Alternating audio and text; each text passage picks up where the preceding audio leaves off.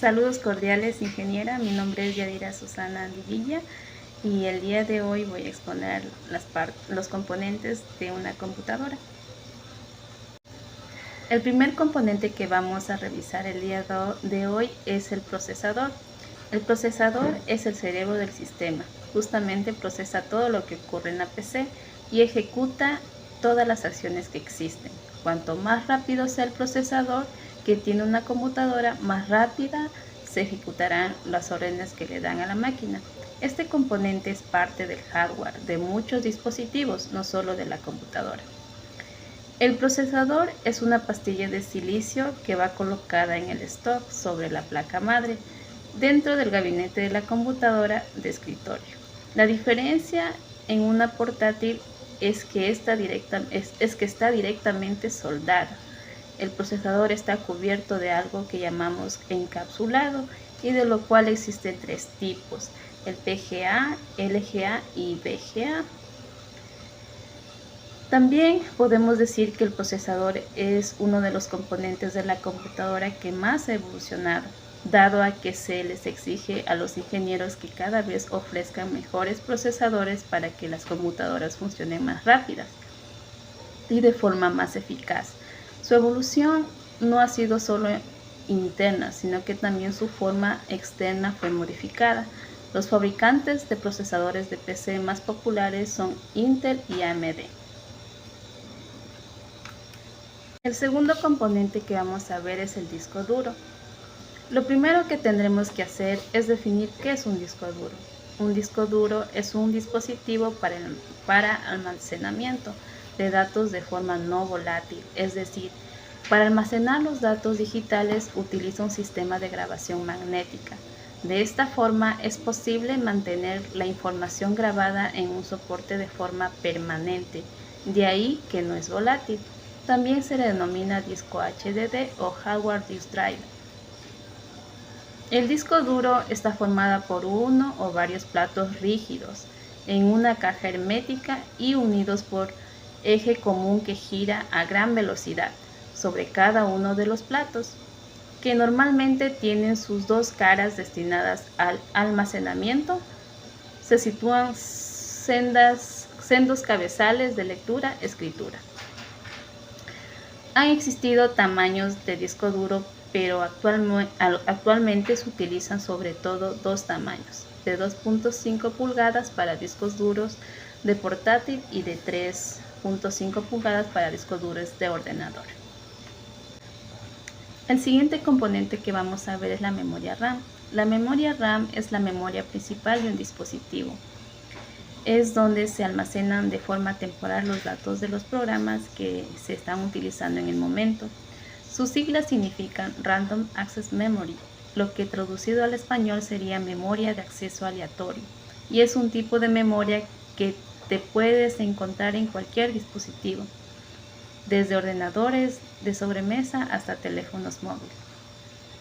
La memoria RAM tiene dos características que la diferencian del resto de tipos de almacenamiento. Por una parte tiene una enorme velocidad y por otra los datos solo se almacenan de forma temporal.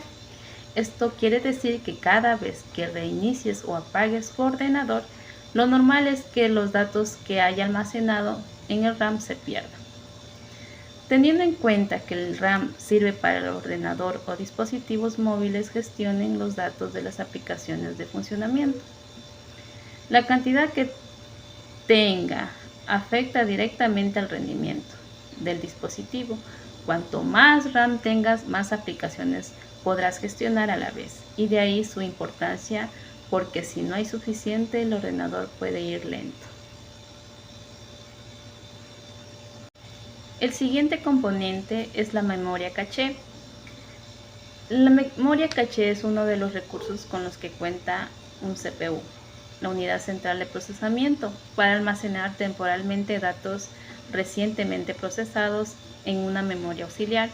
Se trata de lo que se conoce como una memoria estática de acceso aleatorio, LSRAM, muy rápida y colocada cerca del CPU. Así, pese a su pequeño tamaño, la memoria caché opera con mayor velocidad, dotando al microprocesador de un tiempo extra para acceder a los datos que se usan con más frecuencia. La principal función de la memoria caché es almacenar datos o instrucciones que el CPU va a necesitar en un futuro inmediato, de manera que se gana velocidad en la ejecución del proceso, evitando que el CPU tenga que esperar y aumentando así el rendimiento del equipo. De manera que la memoria caché sirve para mejorar el rendimiento y velocidad del CPU en la ejecución de las tareas cotidianas. Otro componente son los buses de datos. Los buses de datos son conexiones físicas o canales que permiten la circulación de los datos que genera o utiliza un sistema informático para operar. Generalmente se le llama buses a todo el cableado y apartado físico que conecta los componentes de una computadora, lo que además que permiten que sus distintas partes se encuentren unidas. Minimiza la cantidad de rutas de comunicación que se necesitan entre ellas. El objetivo de estos componentes no es otro que reducir de manera significativa el cableado que permite la interconexión de componentes, generando así un canal que permite la transferencia simultánea de datos de forma inteligente, algo que se logra a partir de unidades centrales que funcionan de manera similar a los semáforos. Gracias a esto, la información que transita a través del sistema informático puede ser enviada a las distintas partes de la computadora de forma lógica, ordenada, eficiente y sin necesidad de un extenso entramado de cables. Cabe destacar que los buses de datos se componen de elementos como cables, circuitos integrados, resistores, condensadores y otros. Ahora vamos a hablar sobre la fuente de poder. La fuente de poder es un aparato electrónico que regula y filtra la electricidad que recibe el computador para que los circuitos y el funcionamiento de este no se vea afectado por sobrecargas eléctricas y pueda operar de manera óptima. Lo que quiere decir es que las fuentes de poder evitan que la computadora arranque u opere hasta que estén presentes todos los niveles correctos de energía. Además de ello, realiza la conversión de la electricidad de corriente alterna a varias formas de corriente directa.